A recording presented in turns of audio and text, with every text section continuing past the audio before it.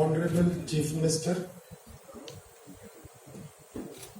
distinguished guests and potential investors, and my esteemed colleagues on the stage. It is my pleasure and privilege to be a part of this summit, and I'm grateful to all of you for having spared your time to come and hear what all we have to say. And I must compliment my colleague Pooja, Secretary Industry, and her team, especially Director Industry Jitender ji, Ajay Kumar Singh ji, and Jharcraft MD Divyanshu Jha, for making painstaking efforts in organizing this event. And I'm happy that the policy about which we had solicited your opinion on 6th of March, probably in this very hotel, has found fruition, and today we have launched it. We have also given you and shared a draft of the electric motor vehicle policy, and we solicit your opinion on this, so that when we meet next, we launch this also, because future lies with the electric motor vehicles, or I must say green energy vehicles, for which there is a lot of potential to be done.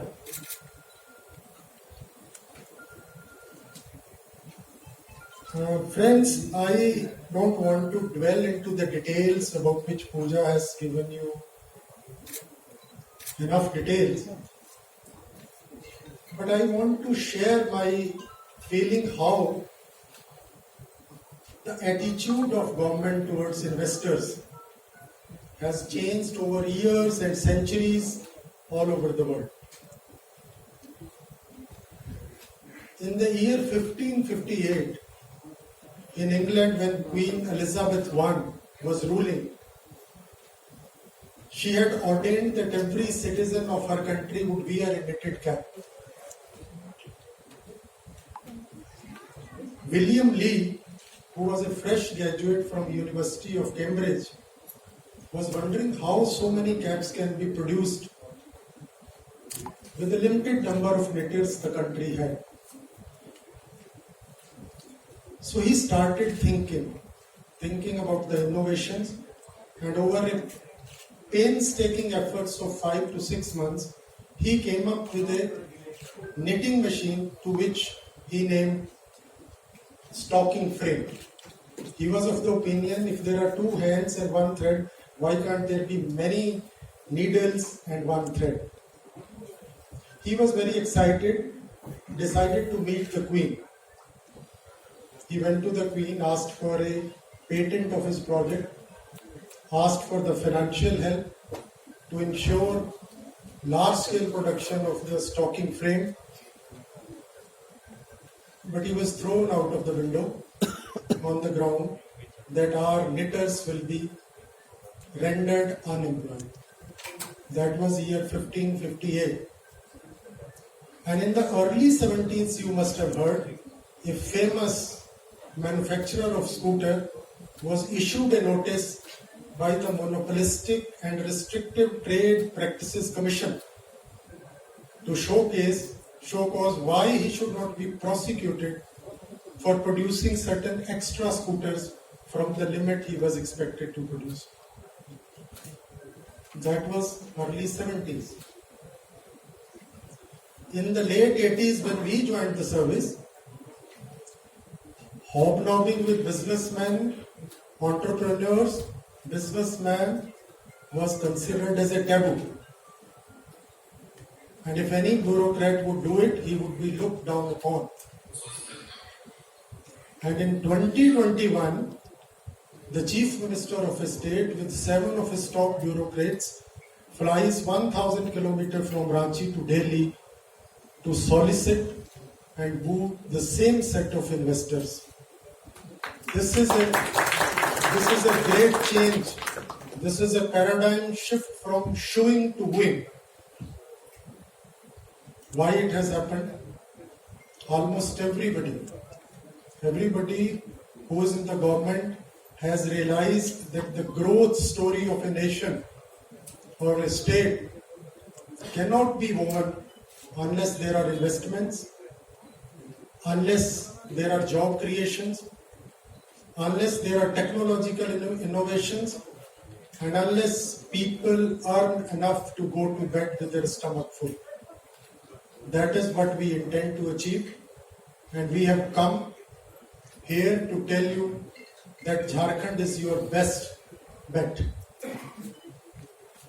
Friends, policies come and go, governments come and go, policies can be changed, policies can be improved, policies can be scrapped.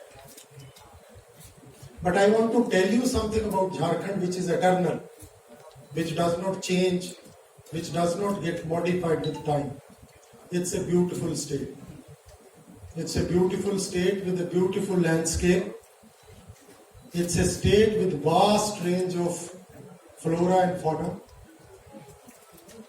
30% of our land is covered with forest, with such vast production of minor forest produce that it is a paradise for anybody interested in the sector of food processing industry. The weather is extremely pleasant. If ever one of you intends to travel to Ranchi, when you leave Delhi airport, the temperature would be 40 degrees, but when you land at Ranchi, the announcement would say it is 28 degrees. Temperature and weather pleasant makes human capital very productive. Some of the famous economists like Jeffrey Sachs has said that some of the nations have not been able to grow because of inclement and temperate weather, which reduces the output a human being or capital can generate. Our human capital is very healthy, they are very law-abiding, and you would not hear of any labor unrest anywhere in the Jharkhand. You may be hearing of labor unrest in some of the adjoining states, but not in Jharkhand. We have our very good law and order situation. You will not hear of any organized extortion gangs. Never. Jharkhand could be in the news for any wrong reason, but not for being in the news for somebody running an extortion gang. And even the Naxalism has shrunk to few remote rural corners and is breathing last and is likely to be eliminated or wiped off from the geography of Jharkhand in a couple of months. So, Jharkhand invites you and invites you with open arms. Of course, the final supreme and sovereign assurance would come from the Chief Minister who would be speaking next to me. But as a head of the bureaucracy, I can say and I can vouch that my officers are extremely accessible.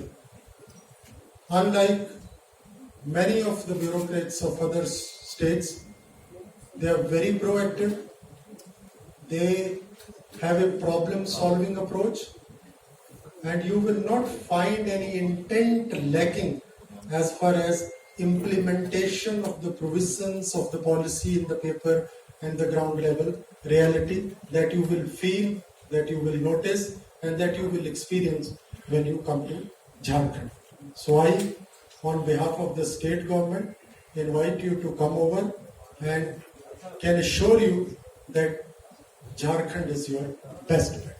Thank you so much.